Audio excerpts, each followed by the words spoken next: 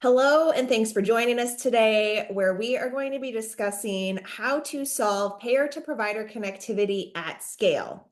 With upcoming requirements that help streamline and automate prior authorization, the industry is facing considerable challenges to rapidly scale connectivity between payers and providers.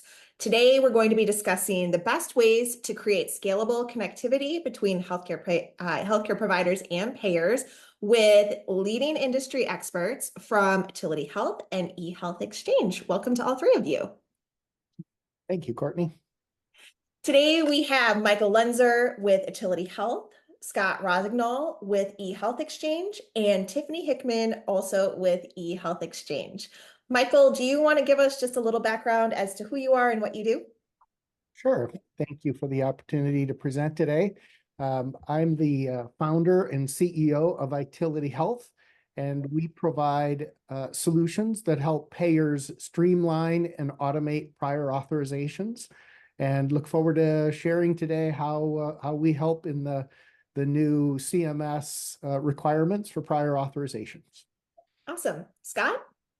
Yeah, hey everyone. I'm Scott Rossignol. I'm a solution architect with eHealth Exchange. I help design FHIR integrations that scale, and I'm helping to bring organizations live with these integrations nationwide to align with those prior authorization requirements and the upcoming deadlines, and to push forward production capabilities with prior authorization. Amazing. And Tiffanie? Hi, I'm Tiffanie Hickman with eHealth Exchange, and I am the product manager for all FHIR solutions, and I'm currently working with payers and public health. That is great. It's nice to meet all three of you, although I've met all three of you before. It's nice for our audience to meet you. Michael, do you want to take the lead and talk a little bit more about the state of prior auth? Sure, I'd be happy to. I'll start by sharing a PowerPoint presentation that kind of gives a little bit of grounding of our conversation today. And again, the title really is about solving payer to provider connectivity at scale. Lots of people are working on different solutions around the prior auth CMS requirements. And what we wanted to do today was really focus in on this component of connectivity.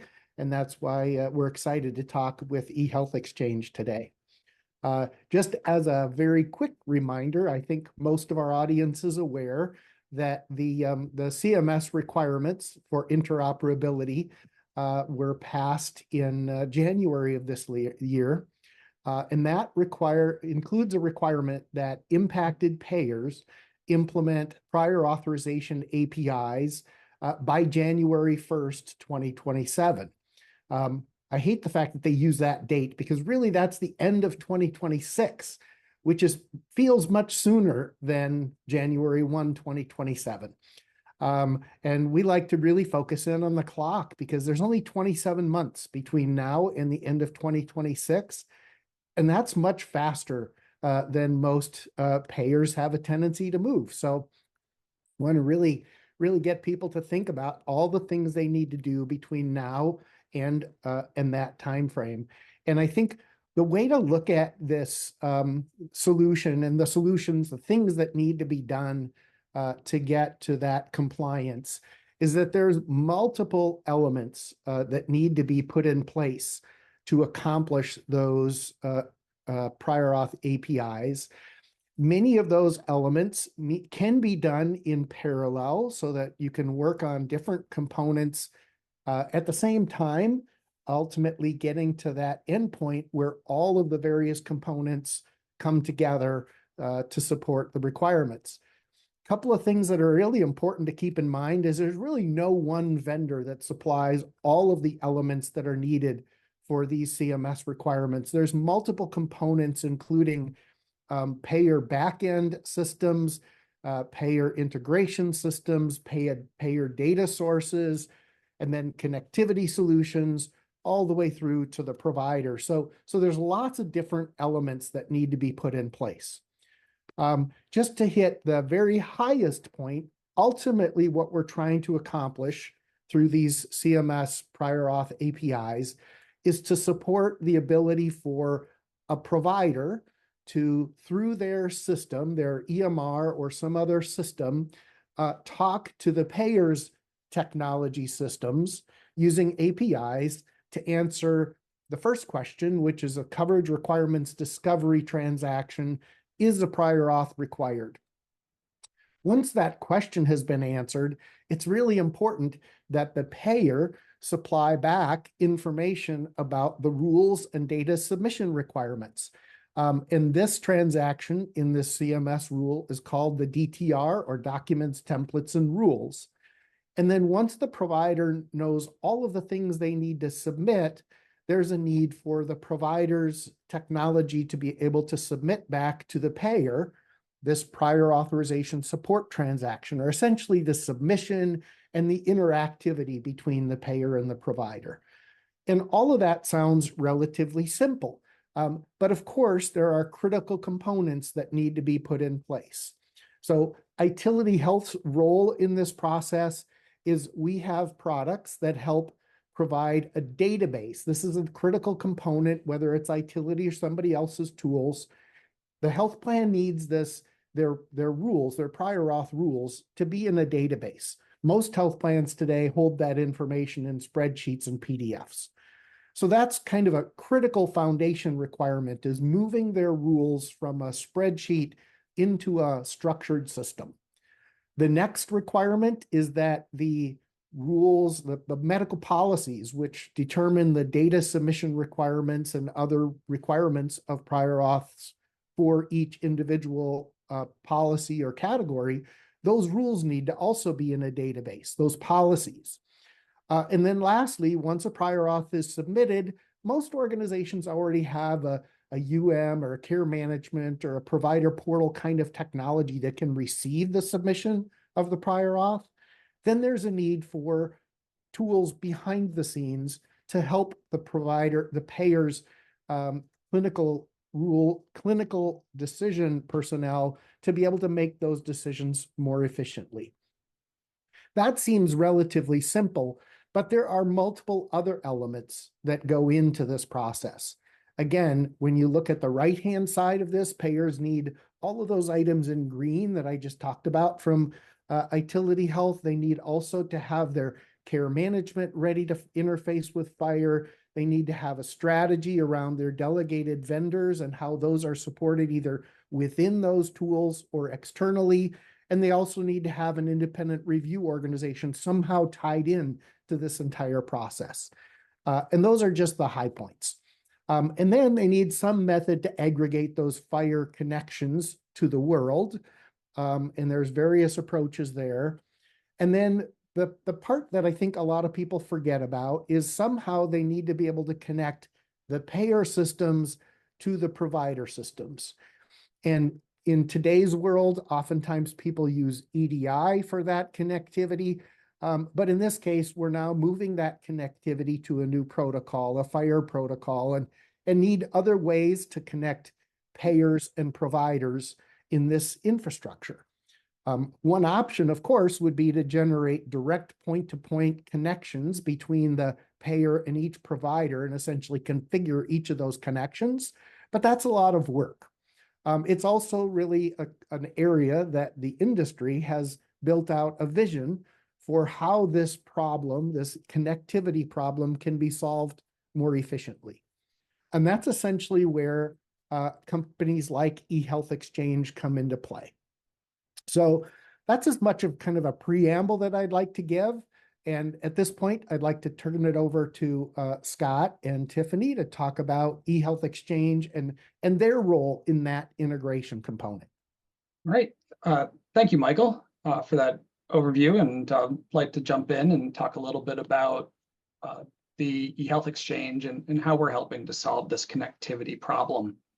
Before I really talk about connectivity, I want to talk a little bit about current state payer-provider interactions today and how those are functioning. What we're seeing today is that a provider interacts with any number of payers, and they're actually using web portals primarily for prior authorization submission. Those web portals allow the provider to log in and to perform certain actions like to submit a prior authorization or to submit certain clinical documentation alongside that.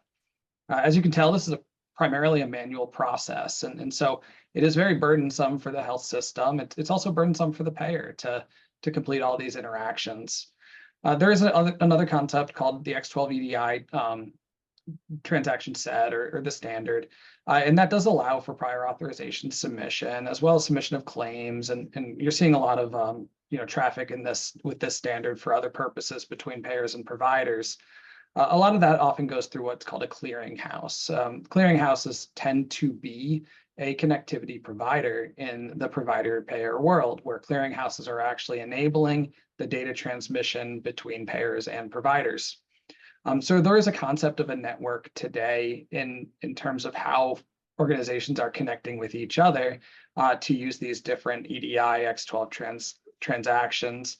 And then we have this concept of the web portal, which is more of a manual process.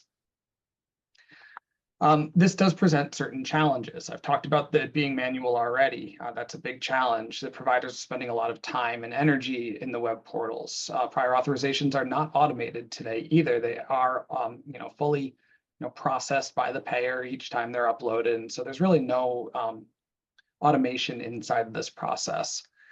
So with the CMS 57 rule, what we move towards is this concept of these Da Vinci endpoints. I'll refer to them as Da Vinci endpoints because there's a lot of them, and we're focused on prior authorization, but we'll also talk about a few others out there that will be used pretty heavily by payers in the future. These Da Vinci endpoints allow providers to communicate with a payer and to perform certain actions like prior authorization. To Michael's point, the CRD, DTR, and PAS operations are something that a provider submits to the payer through these Da Vinci endpoints. So this future state is really valuable in that these implementation guides allow us to automate processes that are fully manual today. We will see automation save time upwards of 90% for health systems and allow for a really streamlined prior authorization process. This is going to seep into other areas as well. Clinical and claims data retrieval is another one from the provider access API standpoint. The payer's member attribution list is also a critical piece of data that gets passed around today through custom specified details. And so what we're going to see is this provider payer traffic that really will allow for a lot of automation and data sharing in a standards-based manner and simplify everybody's lives once it's available. But at the same time, we run into this problem. And that problem is that you have a provider that must connect to a payer. Now, if you think about it, we have about 500,000 providers in the United States, maybe 1,143 payers in the United States based on a recent Google search. And so what that means is if each one of those organizations is going to connect to the other one, we're going to have about 570 million point-to-point connections. If a point-to-point connection takes 1 minute to establish, that's still 570 million minutes that we have to spend establishing these connections. But in reality, those connections actually require hours and days and months of time between the two organizations based on contractual reviews, connectivity, technical setup, and more. So this concept of scaling a point-to-point connection is simply not possible. From the payer's standpoint, how can that payer obtain access to a lot of the providers, to all the providers that they need to connect with? And from the provider's perspective, how do they do the same with payers in a minimally work-intensive way? How do we reduce the effort there to enable scale to meet this demand? Enter TEFCA. A lot of the folks that are listening to this webinar probably have heard about TEFCA, but just in brief, what TEFCA is it's a national network that operates based on certain implementation standards. That national network is going to connect a lot of different parties, a lot of different types of organizations. What you're seeing on the screen, though, are a few of those. Providers and payers are the ones we're focused on today. And then we have this concept of a QHIN. A QHIN is a qualified health information network within TEFCA that actually acts as an intermediary for the TEFCA traffic, and it kind of enables the network in different ways. So providers can connect once to a QHIN, and payers can connect once to a QHIN, and they can choose which QHIN they want to connect to. And through this connectivity and inter-QHIN connectivity that you're seeing here, organizations can all become connected and able to communicate with each other. So this network concept really solves the connectivity problem. It also helps solve the operational problem of contractual requirements, given that TEFCA also includes a common agreement. So TEFCA isn't just a technical network of connectivity, it's also includes the contractual requirements for different parties to connect with and enable connectivity with other parties. So you don't have to go establish that on a one-off basis every time you want to connect to a new payer or provider organization. You can join a network, you agree to those same terms everyone else agrees with, and you're able to obtain this networked connectivity at a very, very vast scale. I want to comment on a few other concepts within TEFCA, but first what we'll talk about is those Da Vinci endpoints to kind of lay a little bit more groundwork. Now, the CMS and ONC regulations will enable payers and providers to communicate using standards that perform certain goals or achieve certain goals or use cases. We see at the top, the payer-to-payer APIs allow payers to retrieve data from each other. If a patient or a person moves from one plan to another that's serviced by a different payer, the new payer can go obtain all that patient's data from the old payer, so they're not starting from scratch. So this is really going to reduce the patient's need to fill out forms and to go get all that information from their providers and send to their new insurance plan. We have this attribution concept, ATR, allows payers to establish in a programmatic manner what providers and what members are part of their plans. So as a provider, I can connect to this ATR service and I can actually obtain a list of all of the patients on my side that are associated with that payer's plan. Much like roster files today, this is going to allow providers to better understand their population and to obtain data that they need for quality measurement for their ACO or other purposes. Michael spoke about the prior authorization burden reduction endpoints already. Those are part of the Da Vinci endpoints. Also, we have these provider access APIs, and as I mentioned, the quality measures. The way that we'll actually transfer data around quality measures is going to change in the future as both provider and pay organizations adopt these standards. It's going to become more standardized and simplified for organizations so that you can kind of do it once. You do it once, and then you're able to connect to the network and do that, perform that transaction with anybody on the network. So I think there are some complexities to this. It's not just this, perfect world in the future where we're all going to live happily ever after. There will be complexities with how different organizations implement these standards. We're going to have to work through different topics here. And of course, these Da Vinci endpoints don't solve that problem of connectivity that TEFCA does. So we need to find a way to connect all those things.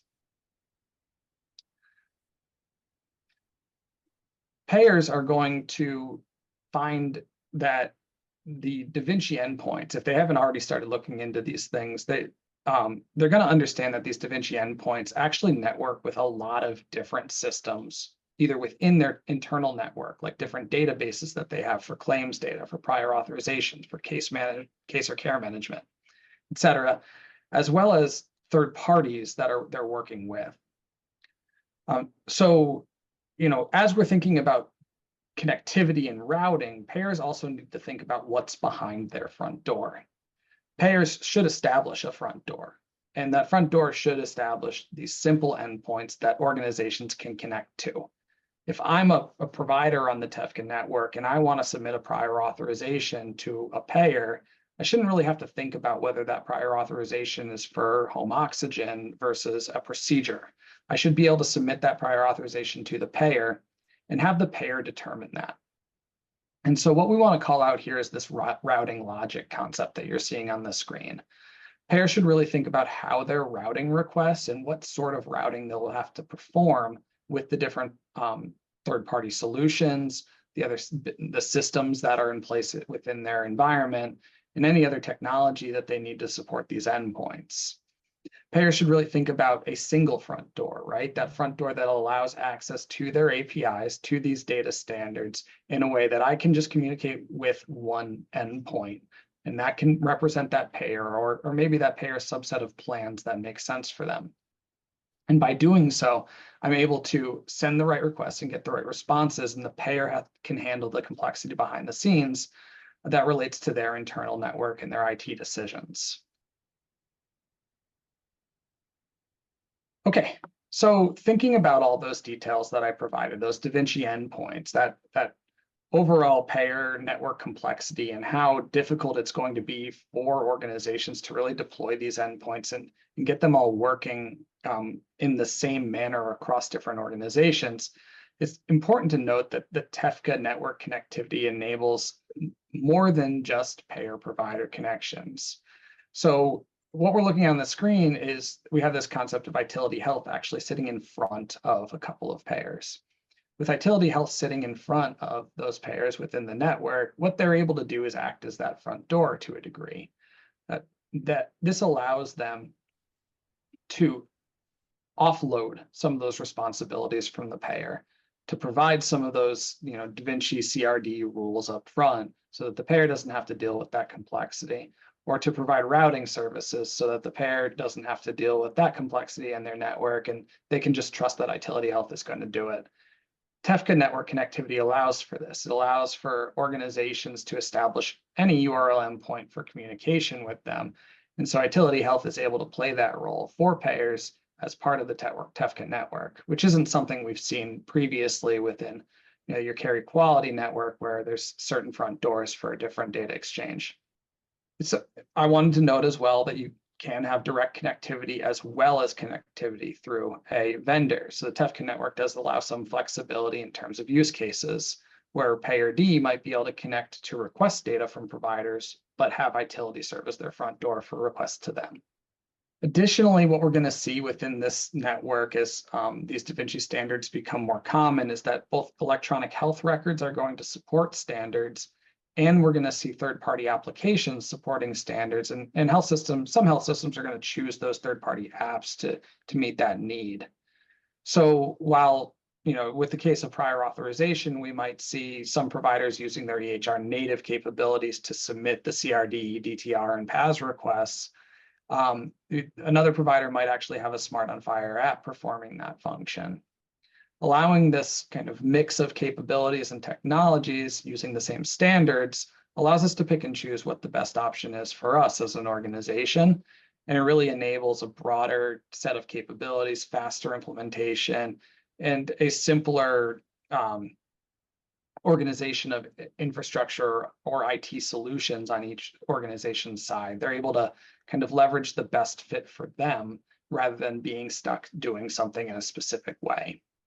Finally, I want to call out the member attribution service concept, or actually, I'm sorry, not just that concept. This is an example, but the idea that a QHIN can provide value-added services into the network.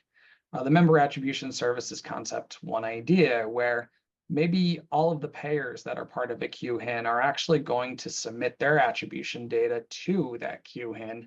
And so if any organization wants to know what patients or what payers' plans are associated with a given patient, they can just look up in a single location and get that information across a number of payers. So they can actually simplify their request process, and we can simplify the overall network architecture for requests like that by consolidating this information into a single QHIN. The QHIN can provide other value-added services, of course, and I think what we're going to see is QHINs doing this as they see needs within their network, as new implementation guides come out, and as folks express, hey, this is something I want to do or don't want to do in terms of technology mix for my side, I'd rather you take that on. So just to summarize everything I talked about here, the current state processes that we're seeing are becoming more automated. They will be more automated in the future, and we're going to see some success with FHIR data transmission across these TEFCA networks.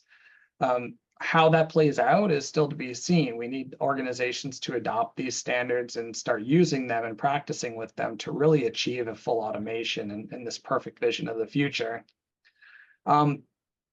So, one of those topics that we talked about is the Da Vinci standards and how connectivity is critical to those. So it's not just the standards that are critical. Every payer adopting the Da Vinci burden reduction standards for prior authorization isn't going to solve our problem. We also need TEFCA. We need a national network in place in order for this to work. Connectivity is crucial because of that problem of point-to-point connections and the number of connections we might require in the future in order to do business. TEFCA and QHINs will play a key role in connecting organizations. So we already talked about that. That API front door is another piece for payers. Payers should really think about this as part of their overall architecture and approach before they get started or as they're getting started. As you understand the different requirements that are going to be in place before 2030, think about how that routing is going to take place and how these actual requests are going to be processed as a very early step in your process, and that should help you with your solution architecture downstream. Finally, what we're going to see is the ability for third parties to really make a difference. I'm very excited about this fact that we can add services into a network and we can make a difference for organizations without creating a larger burden for those organizations. So very excited to see technology vendors, QHINs, and other organizations step up and take a role in connectivity and meeting requirements from the payer and provider standpoints. If anyone's interested in talking more about these standards, learning more about the standards, or participating in a pilot with these standards, please reach out. I lead the Da Vinci Project Trebuchet. Project Trebuchet is a group of implementing organizations that take the Da Vinci standards and make them a reality in production. We find ways to get it done. We find ways to get live with these standards and look to improve the standards through adoption and through use in production. There are public calls, and so you are able to join those public calls without any registration or anything like that. You can see the information on the screen, or of course, feel free to reach out if you have more questions. We'll also add that slide in the comments section, so you can download that slide from Scott that has the live Zoom link. Great. All right. With that, I think I'm jumping over to Tiffany. Thank you, Scott. All right, I wanted to take just a few minutes to go over some highlights of what eHealth Exchange can do. So eHealth Exchange is a health data sharing network providing a single connection to the country. And we're using a hub to do that. eHealth Exchange is also a non-for-profit organization trusted by the Office of the National Coordinator and Healthcare Providers since 2006. We provide near real-time exchange of data to participants, which improves patient treatment and care coordination. And as a network of networks, eHealth Exchange connects healthcare providers, regional and state information exchanges, public health authorities, and payers. And so there we go. And we're going to exchange medical data and improve patient care and coordination. And currently, we leverage 22 billion transactions annually across all 50 states. And eHealth Exchange is the only national HIE designated as a QHIN.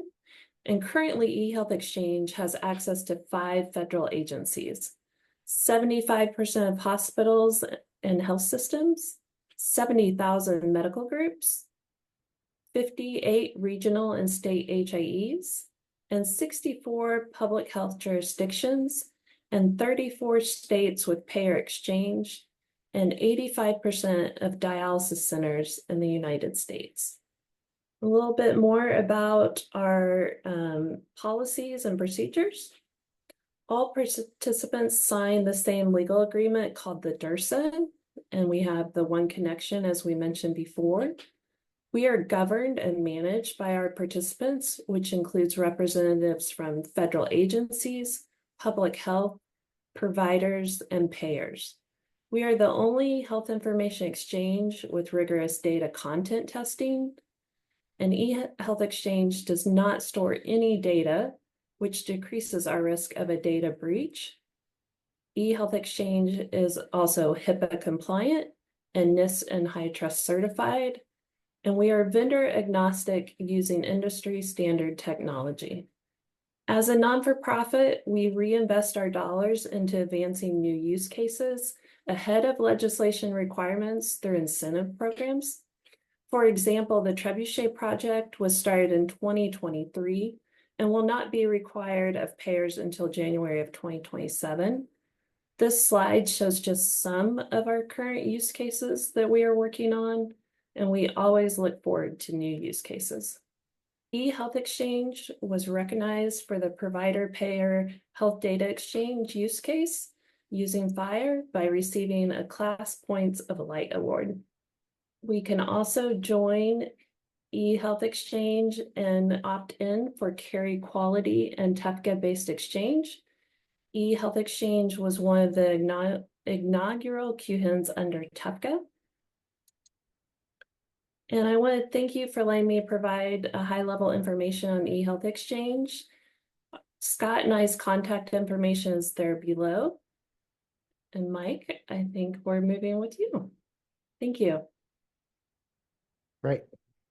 Thank you, Tiffany. So I'd like to just jump in and provide a brief overview of Itiliti Health, and then we'll jump into a question and answer. So again, briefly, Itiliti Health was started in 2018 inside of Blue Cross Blue Shield of Minnesota. And ultimately, we found that there were some elements and some initiatives at Blue Cross Minnesota around prior authorizations that were really best suited to an independent company.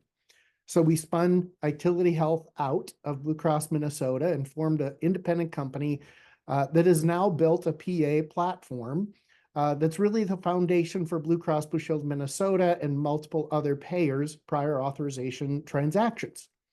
PA Checkpoint, for example, is fully deployed within our clients across all clinical areas and all lines of business.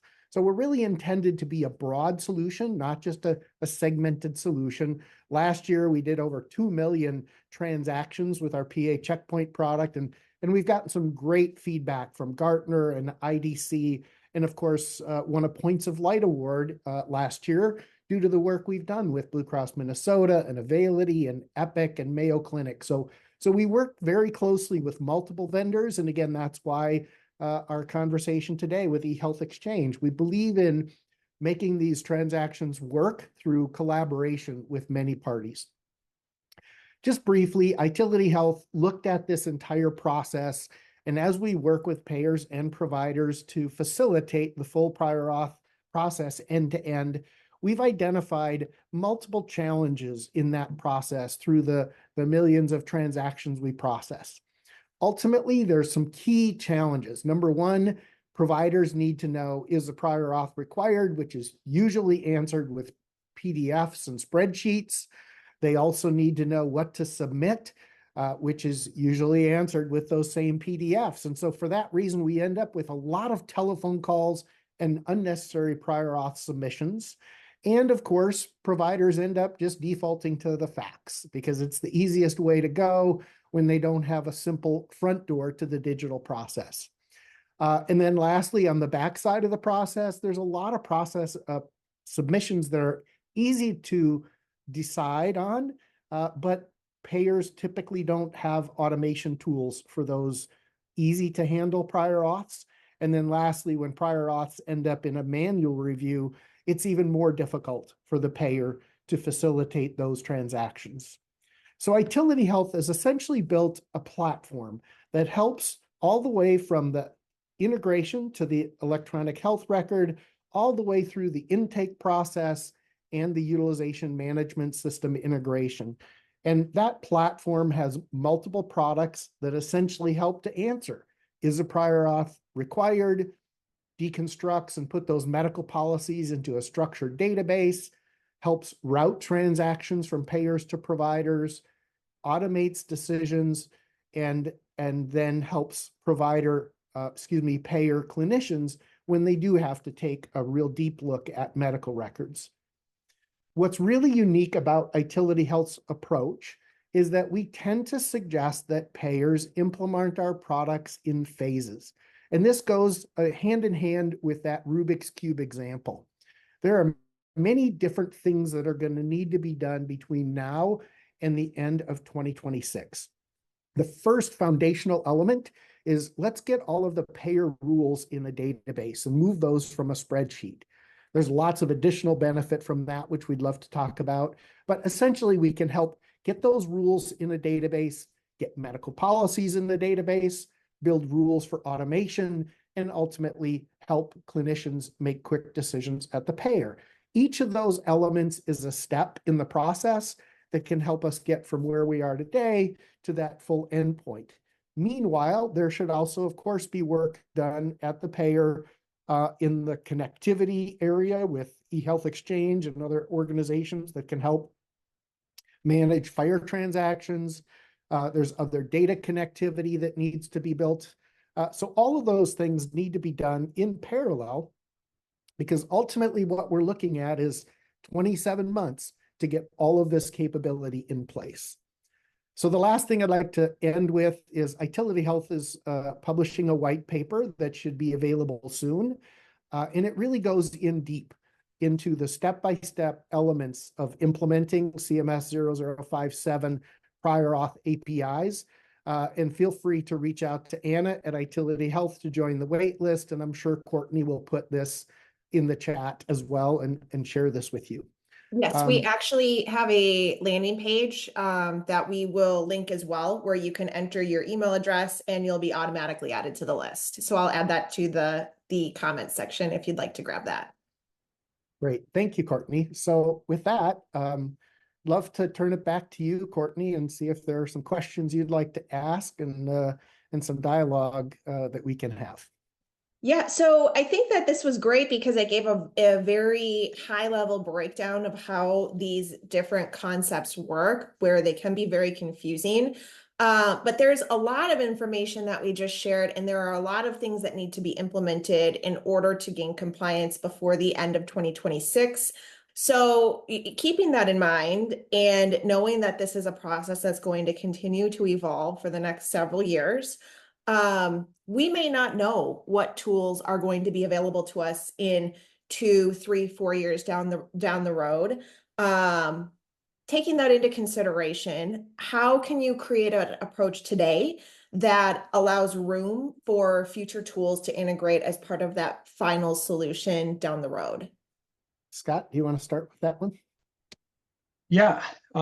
So at the most basic level, it's important to focus on FHIR and the standards that are being produced by HL7, especially in the payer space by the Da Vinci group within HL7. What we've seen in the past and what we're seeing today is that CMS and ASTP or ONC are very focused on those standards and the use of FHIR for interoperability. So if we're talking about data and how we're going to connect and work with other organizations, we should be thinking about FHIR, Da Vinci implementation guides, and TEFCA. Those three are the combination that the federal government is broadcasting far and wide, saying this is the future. And so getting started with those and really understanding how to use them and what value they're going to provide you is really important.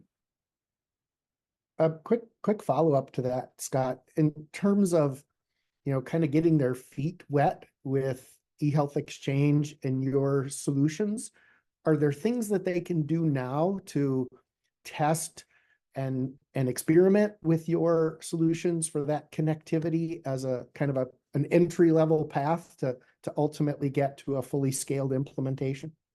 Yeah. So any organization out there that's interested in thinking about, talking about, or testing their implementation guides that we talked about, those Da Vinci APIs, is welcome to join the trebuchet calls and to come and check things out, right? If you don't have the technology available yet, if you're just thinking about as a payer, what does implementing CRD look like? We can help you understand how to create mock endpoints so that you can start seeing traffic, and we can help you with testing examples from the provider standpoint. We have examples from Meditech and from Epic so that you can see some of the differences between those EHRs and what you might need to deal with in terms of complexity of data that you're receiving. So the Trebuchet project is really helpful to see that real world detail and to get answers from folks that have already done it before. And Itiliti Health, by the way, the Trebuchet project is a fantastic group. It's a much more focused element of all of the work that's being done on Da Vinci that's really focused in on driving testing and connectivity between various organizations to actually implement these solutions on a test basis. So Itiliti Health, for example, in that world, Itiliti Health has tested our connectivity between the Itiliti Health CRD solution through eHealth Exchange through to Epic, so that from an Epic user, they can talk directly to our CRD transaction. So for example, if there's a payer that wants to experience that connectivity and inspect all of the pathway and how that all works, Itiliti Health would be happy to make a test version of our PA checkpoint available that payer could load some of their rules into and test that CRD transaction all the way through to Epic. So that's just a great example of one of the starting points that a health plan can take to start to experience this connectivity and some of the challenges that come into play. From an Itiliti Health perspective, we really encourage people to look closely at how are they going to structure their prior auth rules. Most organizations still have those rules in spreadsheets, and that's obviously not going to work for CRD. And Itiliti Health has great tools that can ingest those spreadsheets and allow you to expand on their capability and increase the accuracy of your rules. So we'd highly encourage people to get started on that phase of implementing these standards. It can be a completely isolated component.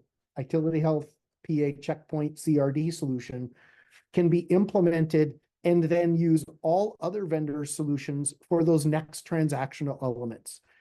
Each of these transactions are distinct and can be supported by separate technology capabilities. This is a big ask, and there's a lot of different components. How can a health plan take the next steps? What are the logical next steps beyond organizing medical policies? How can they start really looking at what solutions they're going to implement? Yeah, I think again, the steps are to look at these key elements of Da Vinci and those interfaces. The first interface is CRD, which essentially means they have to have their rules in a database that can talk to that CRD interface. Whether it's Itiliti Health or somebody else, they need to have their data in a structure that's compatible. And then, of course, the next element is they need to implement their medical policies into a database.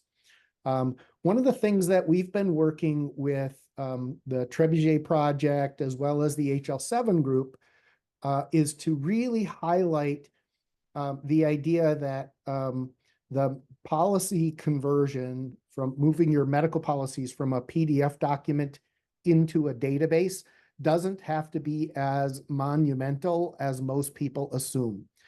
When people read the DTR specifications and the implementation guides from CMS, there's conversation in there about questionnaires and concepts that contemplate the ability for the payer to send over a very detailed clinical questionnaire through this API to the provider and have the provider's EHR automatically answer all of those questions and send that back to the payer for an immediate decision.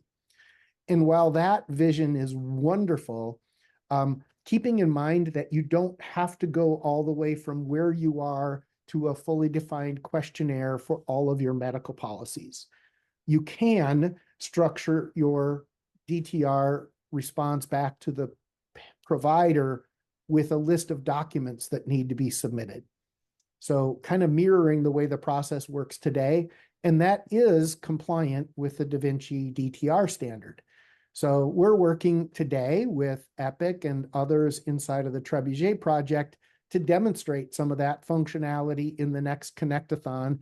Connectathons are a way that the HL7 Da Vinci groups all come together nationally on a quarterly basis to demonstrate and test our capabilities and show progress and collaborate. So Itiliti Health has kind of led this collaboration around the idea that rather than complete questionnaires, which is a very large lift for payers, payers can start with a list of required documents in their DTR transaction.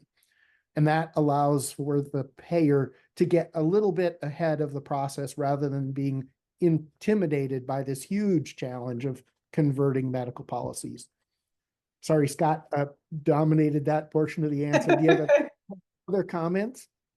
Yeah, so Michael, you talked a lot about the, Da Vinci burden reduction standards, the prior authorization side of things, but I think that's only a piece of the puzzle. The prior authorization requirements are the first ones coming and certainly the most important, but some payers might decide they want to prioritize other standards, the implementation of the attribution or ATR API or provider access API could be another option. Whatever you do, you do need to start thinking about connectivity as well. Otherwise, what you're going to do is you're going to start piloting these, and then you're going to start thinking about connectivity because you're going to spend months getting connected to one or two organizations.